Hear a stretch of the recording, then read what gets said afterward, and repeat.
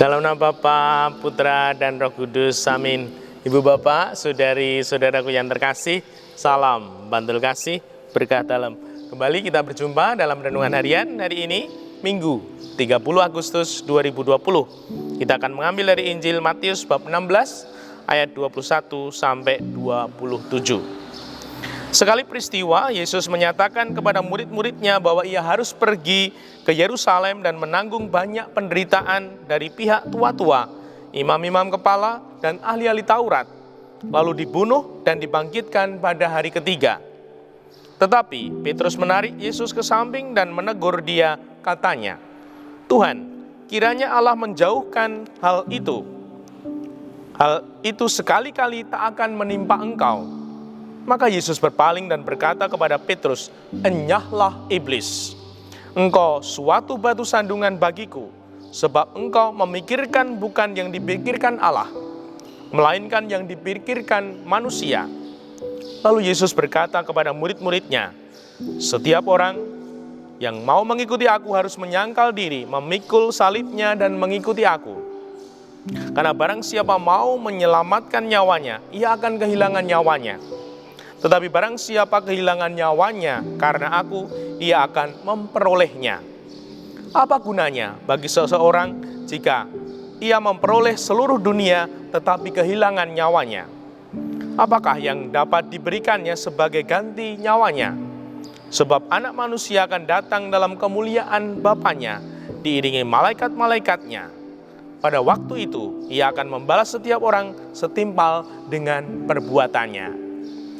Demikianlah Injil Tuhan, terpujilah Kristus.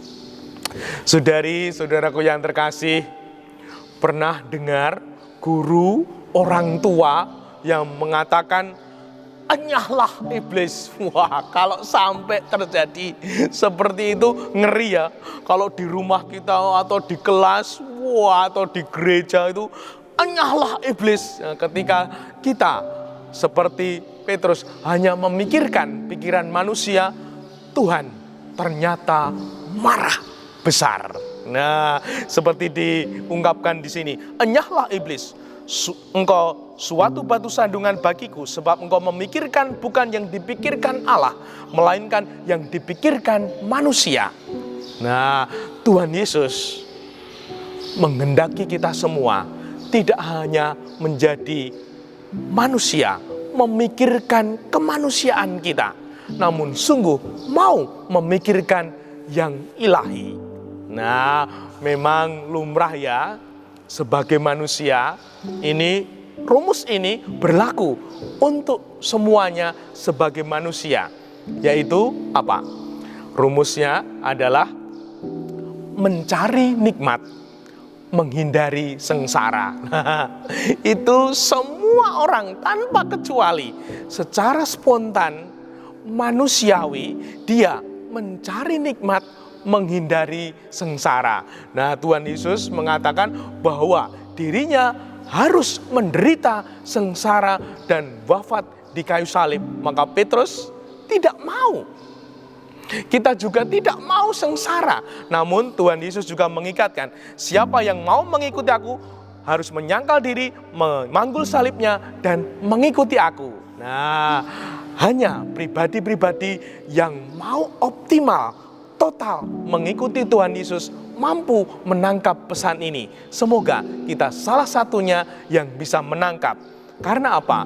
Karena orang yang mulai tidak hanya memikirkan duniawi, manusiawi, dan juga memikirkan yang ilahi, memikirkan yang rohani, tandanya apa?